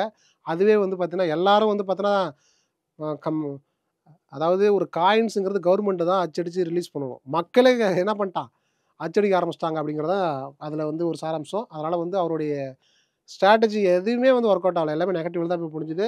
முரண்பாடுகளின் மொத்த உருவம் அப்படின்னு சொல்லுவாங்க. யாரை, வாழ்க்கையில் எந்த முயற்சி எடுத்தாலுமே தப்பாக தான் போய் முடியும், ராங்கில் தான் போய் முடியும் அப்படிங்கிறவங்க யார், இந்த முகமது பின் துக்ளக். சரிங்களா. அப்படிங்கிறது ரொம்ப ஒரு முக்கியமான விஷயம். 49 வந்து பாருங்க, பின்வரும் கூற்றுகளை கவனம். இந்தியாவில் முஸ்லீம் ஆட்சி முகமது கோரியால் நிறுவப்பட்டது அப்படின்னு சொல்லி கேட்டிருக்காங்க. இதில் வந்து எது சரியானது, இந்தியாவில் முஸ்லீம் ஆட்சி முகமது கோரியால் நிறுவப்பட்டது. ஆமாம், சரிதான். இந்தியாவில் நடந்த முதல் தரைன் போர் 1911 முகமது கோரி வெற்றி பெற்றார் அப்படின்னு சொல்லி கேட்டிருக்காங்க. தப்பு. இது வந்து பிருத்திவிராஜ் சவுகானுக்கும் முகமது கோரிக்கும் நடந்தது. ஃபர்ஸ்ட் தரைன் வாரில் பிருத்திவிராஜ் சவுகான் தான் வெற்றி பெற்றார். முகமது கோரி தோல்வி அடைந்தால் பின்வாங்கிட்டார். செகண்ட் தரைன் போரில் தான் வந்து பார்த்தீங்கன்னா என்ன பண்ணிருப்பாரு, நம்மளுடைய முகமது கோரி வந்து வெற்றி அடைஞ்சிருப்பாரு. பிருத்திவிராஜ் சவுகான் வந்து பார்த்தீங்கன்னா தோல்வி அடைஞ்சிருப்பாருங்கிறத புரிஞ்சுக்கிங்க. சரிங்களா. 50வது கொஸ்டின், இந்தியாவில் எந்த ஆண்டில் இந்த கோமரை மன்றத்தின் அதிகாரம் வரும்போது அதை ரத்து செய்யப்பட்டது. அதாவது பார்த்தீங்கன்னா பிரிவி கவுன்சில் அப்படின்னு சொல்லுவாங்க. இந்த பிரிவி கவுன்சில் அப்படின்னா மன்னர் ஆட்சின்னு சொல்கிறோமா இல்லையா, அந்த பிரின்சிலி ஸ்டேட்னு சொல்கிறோமா இல்லையா, மன்னர்கள் ஆட்சி, மன்னர் இளவரசர்கள் இருக்காங்க, அவங்களுக்கான ஒரு சுதந்திர அமைப்பு, அவர்களுக்கான ஒரு நீதி வழங்கக்கூடிய ஒரு அமைப்பு அப்படிங்கிற மாதிரி புரிஞ்சுக்கலாம். யார், இந்தியாவில் பிரின்சிலி ஸ்டேட்லாம் இருக்குல்லப்பா, பிரிட்டிஷ்லாம் கவர்மெண்ட் ஆட்சி பண்ணிட்டு இருக்காங்க. குட்டி குட்டி மன்னர் ஆட்சிகளாக இருக்கா இல்லையா, மன்னர் ஆட்சிகளுக்கு இடையே உள்ள பிரச்சனைகளை தீர்த்து வைப்பதற்காக பிரிட்டிஷ் கவர்மெண்டால் உருவாக்கப்பட்ட ஒரு கமிட்டி தான் இந்த பிரிவி கவுன்சில். அதை வந்து எப்போ அபாலிஷ் பண்ணாங்கன்னா 1949 அபாலிஷ் பண்ணாங்கிறத நம்ம புரிஞ்சுக்கலாம். ஓகே. ஸோ நம்ம நெக்ஸ்ட் பார்க்கலாம். 51வது கொஸ்டின் வந்து பாருங்க, மின்னோட்டத்தின் எஸ்ஐ அலகு என்னன்னு சொல்லி கேட்டிருக்காங்க. இது வந்து ஆம்பியர். சரிங்களா. ஓகே. இதுக்கு வந்து ஆன்சர் வந்து பார்த்தீங்கன்னா இது சிம்பிளாக வாட் இஸ் வாட் தான், சயின்ஸ் கொஸ்டின் தான். புரியுதா. மின்னோட்டத்தின் அலகு என்னது, ஆம்பியர் தான் அப்படிங்கிறது நமக்கு தெரியும். சரிங்களா. அடுத்த கொஸ்டின் வந்து பாருங்க, பின்வருவற்றில் எதில் மின்சாரத்தை நன்றாக கடத்தும் அப்படின்னு சொல்லி கேட்டிருக்காங்க. ஸோ பிளாஸ்டிக் மின்சாரத்தை கடத்தாது, ரப்பரும் கடத்தாது, கண்ணாடியும் கடத்தாது. எது மட்டும் தான் கடத்தும், தாமிரம் மட்டும் தான் கடத்துங்கிறத புரிஞ்சுக்கிங்க. ஓகேங்களா. ஓகே. ஸோ நெக்ஸ்ட் வந்து பாருங்க 53 மின்சாரம் எந்த கருவியை பயன்படுத்தி அளவிடப்படுகிறதுன்னு சொல்லி கேட்டிருக்காங்க. அம்மீட்டரை. சரிங்களா? அம்மீட்டரை பயன்படுத்தி தான் மின்சாரத்தை வந்து என்ன பண்ணுறோம் நம்ம அளவிடுறோம் அப்படிங்கிறத புரிஞ்சுக்கலாம். மின்தடையின் எஸ்ஐ அலகு வந்து என்னன்னு சொல்லி கேட்டிருக்காங்க. ஓம் தான் இதுக்கு வந்து சரியான விடை. அடுத்து பாருங்க பின்வருவற்றில் எது மின் கடத்தா பொருளின் உதாரணம் சொல்லி கேட்டிருக்காங்க. வெள்ளியும் கடத்தும், தங்கமும் கடத்தும், அலுமினியமும் மின்சாரத்தை கடத்தும். எது மட்டும் கடத்தாது? மரம் மட்டும் கடத்தாதுங்கிறது நமக்கு நல்லாவே தெரியும். பேசிக்கான கொஸ்டின் தான். எஸ்ஐ லெவலில் வாட் இஸ் வாட் தான். சரிங்களா? ஓம் விதிக்கான சூத்திரம் என்னன்னு சொல்லி கேட்டிருக்காங்க. சரிங்களா? இது வந்து பார்த்தீங்கன்னா V IR தான் வந்து பார்த்தீங்கன்னா ஓம் லா அப்படின்னு சொல்கிறோம். V IRங்கிறது புரிஞ்சுக்கிங்க. மின்னழுத்தத்தை அளவிட எந்த சாதனம் பயன்படுத்தப்படுகிறதுன்னு சொல்லி கேட்டிருக்காங்க. Volt metre. சரிங்களா? மின்னழுத்தத்தை அளவிட வோல்ட் மீட்டருங்கிற சாதனம் தான் பயன்படுத்தப்படுகிறது அப்படிங்கிறத புரிஞ்சுக்கலாம். நெக்ஸ்ட் பாருங்க சூத்திரங்களில் மின்சாரத்தின் குறியீடுன்னு சொல்லி கேட்டிருக்காங்க.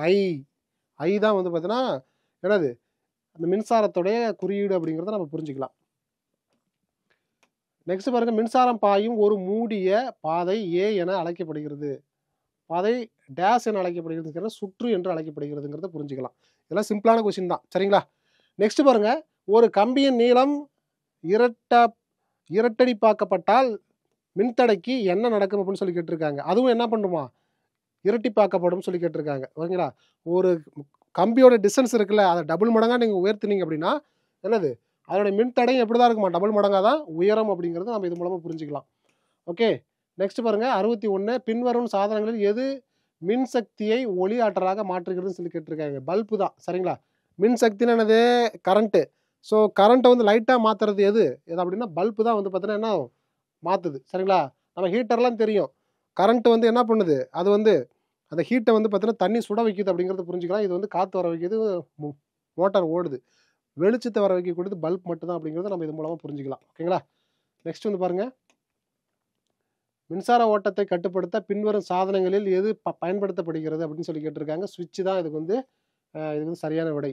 மின்சார சக்தியின் எஸ்ஐ அலகு வந்து என்னது வாட் அப்படிங்கிறத புரிஞ்சுக்கலாம். ஓகே ஒரு கம்பியின் தடிமன் அதிகரிக்கும் போது அதன் மின்தடைக்கு என்ன நடக்கும் அப்படின்னு சொல்லி கேட்டிருக்காங்க. இதுக்கு வந்து என்னது குறைகிறது அப்படின்னா இதுக்கு வந்து சரியான விடை. ஓகே நெக்ஸ்ட் வந்து பாருங்க மின்சார சுற்றுவட்டத்தில் உருகியின் முக்கிய நோக்கம் என்னன்னு சொல்லி கேட்டிருக்காங்க. அதிக சுமையை தடுக்க அப்படிங்கிறதா இதுக்கு சரியான விடை. அடுத்த கொஸ்டின் மின் கட்டணத்தின் எஸ்ஐ அலகு என்னன்னு சொல்லி கேட்டிருக்காங்க. கூலும். சரிங்களா? அப்படிங்கிறத புரிஞ்சுக்கலாம். ஓகே நெக்ஸ்ட் வந்து பாருங்க ஒரு இணையான சுற்றில் மொத்த எதிர்ப்பு அப்படிங்கிறது வந்து என்னது அதுக்கு வந்து ஆன்சர் வந்து என்னது அப்படின்னா டிக்ரீஸ், அதை குறைகிறது அப்படிங்கிறது சரியான விடை. நெக்ஸ்ட்டு 68க்கு வந்து பார்த்தீங்கன்னா எந்த வகையான சுற்று மின்சார ஓட்டத்தை அனுமதிக்கிறது அப்படின்னா மூடிய சுற்று தான். சரிங்களா? ஓகே மின்சார சுற்று பற்றிய பின்வரும் கூற்றுகளில் எது சரியானதுன்னா மின்னோட்டம் பாய ஒரு சுற்று மூட வேண்டும் அப்படிங்கிறதா இதுக்கு வந்து சரியான விடை. இதுக்கு வந்து ஆன்சர் வந்து பார்த்தீங்கன்னா பி. ஓகே நெக்ஸ்ட் வந்து பல்புகளுக்கான மின் இதழ்களை தயாரிப்பதில் எந்த உலோகம் பயன்படுத்தப்படுகிறதுன்னு டங்ஸ்டன் தான் இதுக்கு வந்து பார்த்தீங்கன்னா சரியான விடை. அந்த மின் இலைகள் இருக்கா இல்லையா அந்த லைட்டுக்குள்ளார வந்து சின்னதாக இருக்குமா இல்லையா அந்த ஒயர் மாதிரி சின்னதாக அந்த இலைகள் அது வந்து பார்த்தீங்கன்னா டங்ஸ்டன் அப்படிங்கிறத புரிஞ்சுக்கலாம். பின்னொரு எது மின்சார ஆதாரம் இல்லைன்னு சொல்லி கேட்டிருக்காங்க. பேட்டரியில் மின்சார ஆதாரம் இருக்குது. சோர்ஸு ஜென்ரேட்டரு சூரிய மின்கலம் இது எல்லாமே. அப்போ ஆன்சர் வந்து அந்த பிளாஸ்டிக் தான் இதுக்கு வந்து சரியான விடைங்கிறத நம்ம புரிஞ்சுக்கலாம். நெக்ஸ்ட் வந்து பாருங்கள் ஒரு தொடர் சுற்றில் மற்றொரு பல்பு சேர்க்கப்பட்டால் பல்புகளின் பிரகாசம் என்னவாகும் சொல்லி கேட்டிருக்காங்க. இது என்னது டிக்ரீஸ் ஆகும், குறைகிறது அப்படிங்கிறத புரிஞ்சுக்கலாம். இது வந்து சரியான விடை. நெக்ஸ்ட் வந்து பாருங்க அதிக சுமை இருக்கும்போது மின் ஓட்டத்தை ஒரு சுற்று எந்த பகுதி உடைகிறது அப்படின்னு சொல்லி கேட்டிருக்காங்க. உருகி தான். புரியுதுங்களா? உருகினா ஃபியூஸ் அப்படின்னு சொல்கிறோமா இல்லையா? ஆமாம் அதுதான் ஆன்சர். மின் கட்டண ஓட்டம் இவ்வாறு அழைக்கப்படுகிறது அப்படின்னா அது என்னது மின்சாரத்தை தான் அதை அப்படி வந்து வேற மாதிரி சொல்கிறாங்க. மின் கட்டண ஓட்டம் அப்படின்னு சொல்கிறாங்க. பின்வரும் எது டிசி மூலத்தின் எடுத்துக்காட்டுன்னு சொல்லி கேட்டிருக்காங்க. பேட்டரி. சரிங்களா? பேட்டரி தான் வந்து பார்த்தீங்கன்னா டிசி மூலத்தோடைய எடுத்துக்காட்டு அப்படிங்கிறது புரிஞ்சுக்கலாம். ஸோ நெக்ஸ்ட் வந்து பாருங்கள் பின்னொரு எது நல்ல எலக்ட்ரோலைட் அப்படின்னா வந்து என்னது சாதாரண உப்பு கரைசல் தான் வந்து நல்ல எலக்ட்ரோலைட் அப்படிங்கிறது இதுக்கு வந்து ஆன்சர். நெக்ஸ்ட்டுக்கு வந்து 77க்கு ஆன்சர் வந்து பார்த்தீங்கன்னா மின்மூலம் பூசுவதில் பின்னொரு எது பயன்படுத்தப்படுகிறதுன்னு சொல்லி கேட்டிருக்காங்க. மின்னார் பகுப்பு தான் இதுக்கு வந்து சரியான விடைங்கிறத புரிஞ்சுக்கலாம். ஓகேங்களா? ஓகே நெக்ஸ்ட் வந்து பாருங்கள் பின்னொரு எது வலிமையான எலக்ட்ரோலைட்டுகளுக்கு இந்த உதாரணம் அப்படிங்கிறது ஹைட்ரோக்ளோரிக் அமிலம் HCl ஹைட்ரோக்ளோரிக் அமிலம் தான் இதுக்கு வந்து சரியான விடை. ஸோ நெக்ஸ்ட்டு 79க்கு ஆன்சரு நீரின் மின்னார பகுப்பின் போது கேத்தோட்டில் கேத்தோடுன்னு சொல்லுவோம் இல்லையா, ஆனோடு கேத்தோடு, சரிங்களா? கேத்தோடுனா நெகட்டிவ். எந்த வாயு இது வெளிப்படுத்தப்படுகிறதுன்னு சொல்லி கேட்டிருக்காங்க. இது ஹைட்ரஜன். ஹைட்ரஜன் தான் வந்து பார்த்தீங்கன்னா கேத்தோடு அப்படிங்கிறத புரிஞ்சுக்கிங்க.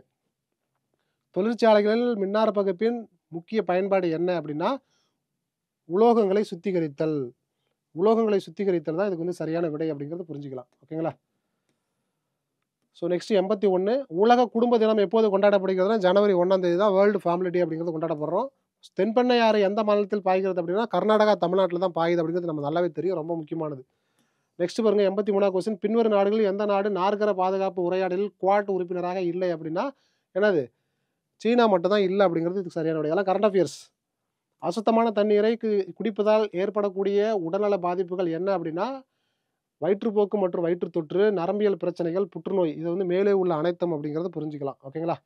நெக்ஸ்ட் பாருங்க திருக்குறள் வாரம் எப்போது அனுசரிக்கப்படுகிறது அப்படின்னா ஜனவரி 1 வாரம் அப்படிங்கிறது இது சரியான விடை. இதெல்லாம் கரண்ட் அஃபேர்ஸ்.